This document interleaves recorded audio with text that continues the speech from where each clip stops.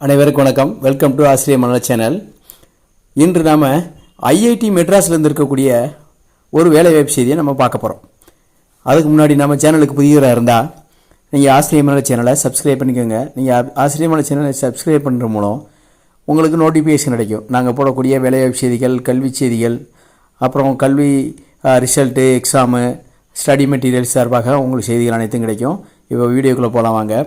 இன்று ஐஐடி மெட்ராஸ்லேருந்து இருக்கக்கூடிய மெட்ராஸ் இது மத்திய அரசின் மத்திய அரசினுடைய மனிதவள மேம்பாட்டுத்துறையில் கண்ட்ரோலில் இருக்கக்கூடியது.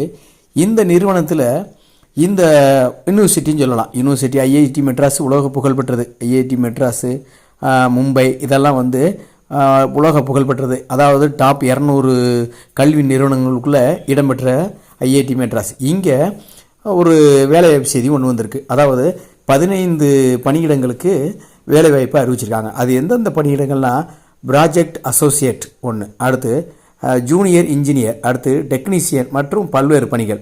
இந்த பணிகளுக்கு 15 பணியிடங்கள் ஒதுக்கியிருக்காங்க.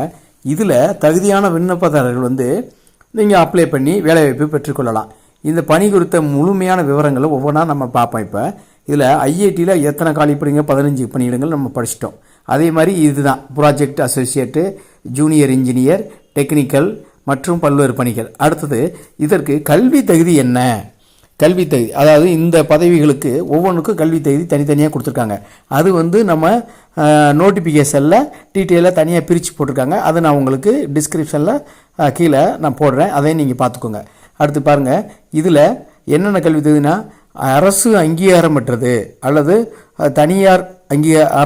தனியார் கல்லூரிகள், கல்வி நிறுவனங்கள் அங்கீகாரம் பெற்றது.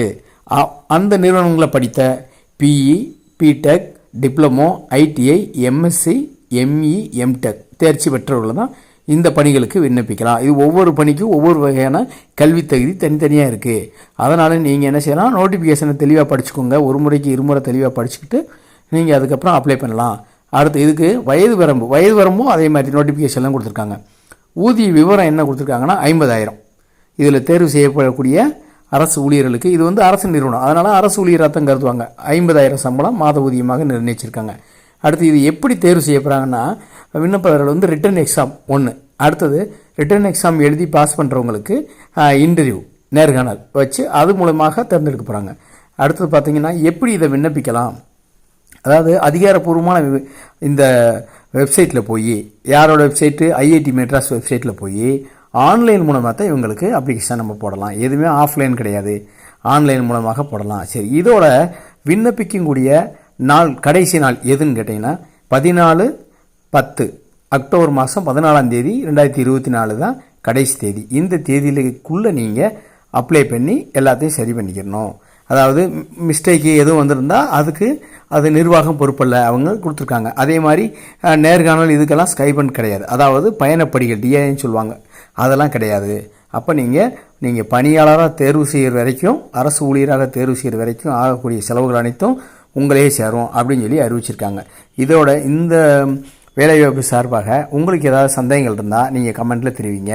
அதே மாதிரி இந்த வீடியோ உங்களுக்கு பிடிச்சிருந்தா உங்கள் நண்பர்களுக்கு ஷேர் பண்ணுங்கள். வாழ்க வளமுடன். வேலைவாய்ப்பு கிடைத்து பணி சிறக்க வாழ்க வளமுடன். நன்றி.